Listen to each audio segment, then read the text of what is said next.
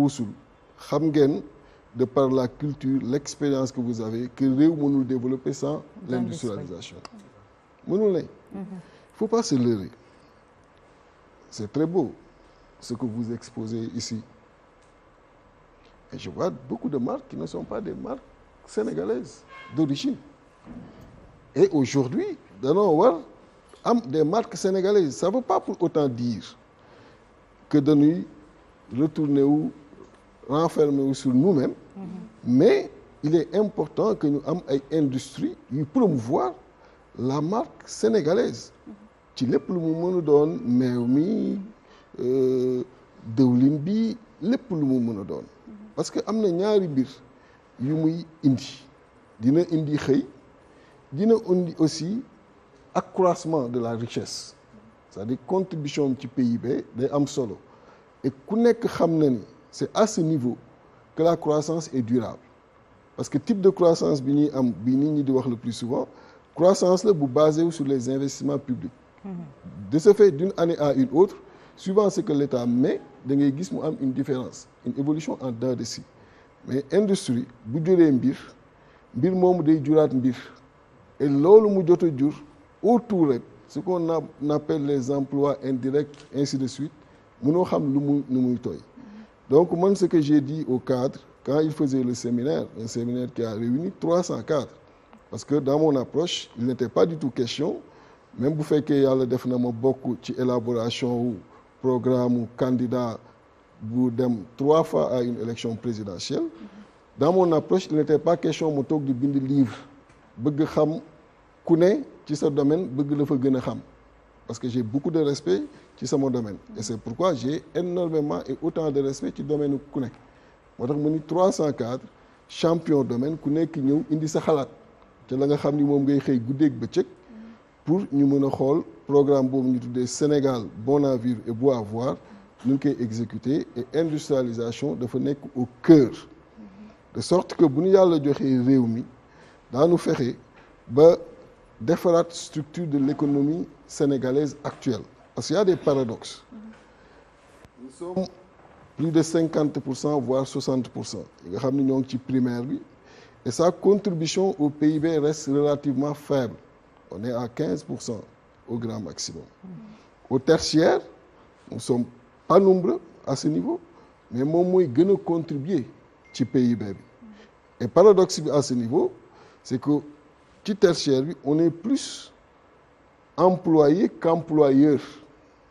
c'est-à-dire que les richesses yi fay am te mooy gën a contribuer ci richesse su Sénégal richesse ya fay am maanaam du day servir sénégalais yi une grande partie day génn dem yoonam et c'est ça qui fait que on annonce des croissances mais tu as le sentiment que ce quotidien dundoo ko gisoo ko et entre les deux le secondaire et c'est là-bas où on parle de la transformation de l'industrialisation c'est là-bas où on est quasi absent donc l'approche est simple dugal ci grande surface xoolal yan lañ fay exposer et nga xool yan moo ci jóge sa réew yi ci jógewul sa réew nga xool nooy mettre des entreprises de production yu mën a tax mu mën a jóge sa réew c'est comme ça que ça se passe partout tey boo demee Maroc bi seen espace yi surface de distribution yi produits yi ci ëpp ce sont des produits yi nga xam ni au Maroc loolu ko defee donc c'est pas très compliqué c'est ça l'esprit de l'industrialisation donc ñëw fexe ba yi ñuy exposé ni je n'ai rien contre les marques mais qu'en grande partie ñu am des marques sénégalaises bu ko defee régler ci xëy mi régler ci aussi contribution ci PIB et régler ci ay yeneen entreprises yi nga xam dina judd ci liy feeñ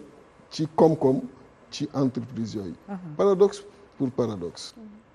Sénégal la ñuy bayee gerte gi am nu ñëw nu ko jënd defar ko seen biir réew ñëw jaay ñu dëwlin bi Sénégal la ñuy defee acide phosphorique après ñu jël ko génne ko defar engrais ba bitim réew ñëw jaay ñu engrais bi c'est-à-dire que la partie la plus importante ci chaîne de valeur bay bi production bi vente bi la partie la plus importante muy production bi ameewul fii feneen lay amee mbay mi moo fii am après production bi dem amee feneen jaay bi ñëw amee fii c'est-à-dire que fii jur xaalis dëgg nekkul sa réew lañ koy defee feneen lañ koy defee après ñëw def le consommateur nga mën a jënd loolu laa tuddee les paradoxes à corriger de sorte que chaîne de valeur bi qu'on soit présent ci étape yëpp ci processus c'est ça les grands pays dañuy présent ci étape bi am na yi nga xam ne peut-être amaguñu aujourd'hui les ressources qu'il faut mais da ngay former nit ñi ñu am xam-xam boobu tàggat leen ci ñu yegg ci niveau boobu pour mën di defar li war au Sénégal l'exemple que je prends le plus souvent et c'est une réussite que vous connaissez mooy la Corée du Sud tout le monde sait que pendant longtemps moo doon atelier au Japon c'est là-bas qu'on produisait certaines marques yi nga doon dégg en son temps de voitures c'était là-bas marques yi nga doon dégg ci électroménager c'était là-bas mais quelles sont les marques aujourd'hui les plus utilisées en Afrique et au Sénégal LG ngay dégg en son temps c'était Sony boo jëlee oto yi Hyundai ngay dégg Kia en son temps c'était autre chose et pourtant c'est à travers une industrialisation un transfert de technologie que ces pays-là ont su accompagner d'autres mais am transfert de technologie boobu ba mën a produire les mêmes choses di ko mettre à côté et c'est ça qui a fait le développement et ce qu'il faut éviter mooy ñu confiner le fenn nga conformer wu adapté wu ci loolu moi je fonctionne pas comme ça on me confine pas quelque part et que je trouve le confort d'y rester même si je sais que daf may gaañ wala dafay gaañ leneen et nous on nous confine dans une façon de vivre et d'être et on se conforme à cela alors que xam-xam bi am na combien de journalistes émérites ñoo toog fii très respectés je les suis je les respecte koo ci jël mu dem toog ci beneen plateau ak journaliste bu mu mën a doon journaliste boobu amul fu mu ko mën a jaar c'est la même chose dans tous les domaines au Sénégal et pourquoi on accepte d'être parmi les 25 pays les plus pauvres pourquoi on fait pas ce bond qualitatif l'esprit industriel veut que boo nekkee ci benn domaine ku mu mën a doon ak foo mën a jóge ci domaine boobu boo ñëwee ñu waxtaan ci ma walla ci sama xam-xam et foofu laa bëgg Sénégal dem foofu de sorte que l'industrialisation aujourd'hui a été une réussite dans certains pays qui n'ont pas plus de compétences que Sénégal qui n'ont pas plus de ressources que le Sénégal et par conséquent li des mooy gëm ko dem ci ñu bañ ñu confiner à ce niveau ñu nangu ko ñu def c'est pas parce nécessaire que si même siège boobu je pense que dafa nekkoon di wax loolu mais on a vu par exemple ay entreprises yoo xamante ni dañ doon yëngu ci loolu nekkoon di gën a ñoŋal domaine boobu mais di créer emploi en même temps mais finalement bëreet la ñu amoon mais dañu mujjee tëj lan nga xalaat ci loolu est-ce que du manque de soutien la ñu amul wala état bi moo taxawul tey jii taxawaay bi war mënul ñàkk Sotiba Sodefitex entre autres mënul ñàkk xam nga entreprise bu ubbi tëj mënul ñàkk dans votre métier ce ne sont pas toutes les initiatives au départ qui ont fonctionné c'est comme ça n'empêche Walfadjri sort comme d'autres chaînes du lot c'est comme ça c'est pas que des initiatives ont échoué qu'il faudrait aujourd'hui arrêter d'en avoir et d'en créer d'autant plus que amoo choix bi soit tu veux rester dans la pauvreté tu dis que je me conforme avec ce que j'ai soit tu veux faire ce bond qualitatif et tu restes dans l'initiative ce bond qualitatif mënuñu ko def qu'à travers cette présence dans ce secteur-là dans le secondaire c'est que boo ko xamee ba pare mi ngi mel ne nga war dem benn yoon ni fii laa war a dem te yoon bi képp nekk fii est-ce que da ngay toog fii lakk gi am fi nga ni li yoon bi dafa metti du ma ko emprunter naa toog di conformer wu mbir mi mooy consumer non tu vas l'emprunter quelles que soient les difficultés pour yegg fa nga jëm voilà l'exemple simple que je veux dire aujourd'hui il nous faudrait quelles que soient les difficultés qui existent quelles que soient les initiatives qui ont échoué qu'on aille ci foofu on n'a pas le choix si on veut avoir une existence respectable sinon on va être là toujours à critiquer les gouvernements à attendre énormément d'eux alors que du seen métier c'est pas à l'État de donner tous les emplois il peut en donner certes et il doit en donner oui mais il doit plus faciliter la création d'emplois à travers des initiatives, à travers l'industrialisation, à travers les PME et PMI, à travers aussi l'informel qu'il faudrait organiser pour aller vers le formel. Et c'est ça qui va davantage enrichir l'État et augmenter son budget. Et c'est ça qui lui permettra de disposer de suffisamment de leviers pour pouvoir encourager des initiatives productrices d'emplois et contributrices également ci suñu économie. waaw sama maam yi nekk Bambey nee na nga wax wolof ndax ñu mën a jot ci sa programme xam foo jëm. Maam Khady génne récepteur sama question pour rebondir ci li nga xam ne moom la Salma wax on a vu en 1999 l'État du Sénégal dafa jëloon ci boobu jamono teg benn stratégie muy stratégie nationale de développement du secteur privé on a vu 25 ans après mën nañ ne amul jéego yu ñu ci def carrément parce que boobu objectif bi c'était de créer des champions nationaux mais on a vu objectif bi boobu c'était de créer vers environ 300 champions nationaux on a vu récemment c'est ce qui fait l'actualité économique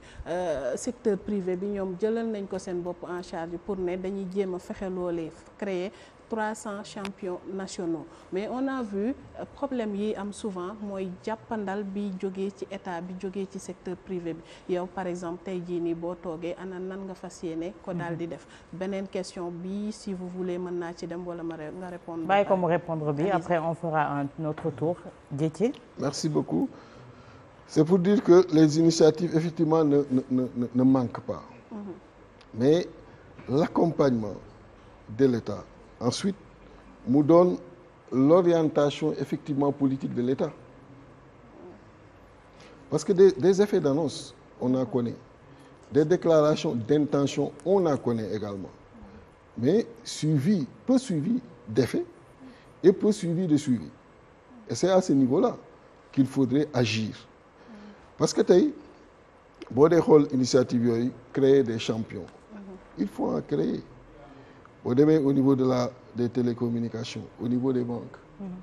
pour rester sur le tertiaire nga xam ne moom mooy contribuer significativement ci PIB bu Sénégal on n'a pas de champions sénégalais on n'en a pas du tout des champions étrangers et on peut en avoir ñi ci xawoon génne seen bopp tuuti rek gis nga après li leen dal il y a des noms que je ne peux pas citer ici qui devraient en principe être encouragés mais après gis nga li leen ciy dal donc pour dire que ce ne sont pas les déclarations d'intention moi ce que je propose c'est que dans ces domaines-là effectivement il y a des entreprises qui existent qui fonctionnent très très bien mais rien n'empêche des initiatives sénégalaises yu am nga encourager leen encadrer leen bañ leen casser et ça existe dans tous les domaines boo dee xool mais aussi il faut que nous Sénégalais que ñuy mën a defaraat suñu ay habitudes parce que daa gis des initiatives sénégalaises yu existé mais dañuy rester des fois suñu confort ci lenn lu ñu nekkoon ba duñu sax def migration bi war pour mën a jàppale Sénégalais yi ci yooyu ñu nekk et qui font la même chose que ñeneen ñi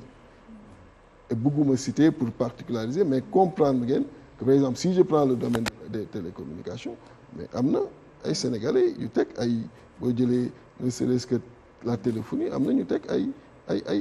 entreprises mais ku nekk yaa ngi garder sa habitude les mêmes numéros Kouthia à côté duñu encourager ces initiatives-là il s'agit pas de dire qu'on rejette tout ce qu'on avait réew boo jël réflexe boobu day am ñun nag mën ñu am ce réflexe dans leur pays et ñun empêche d'avoir ce réflexe-là dans notre pays koo jël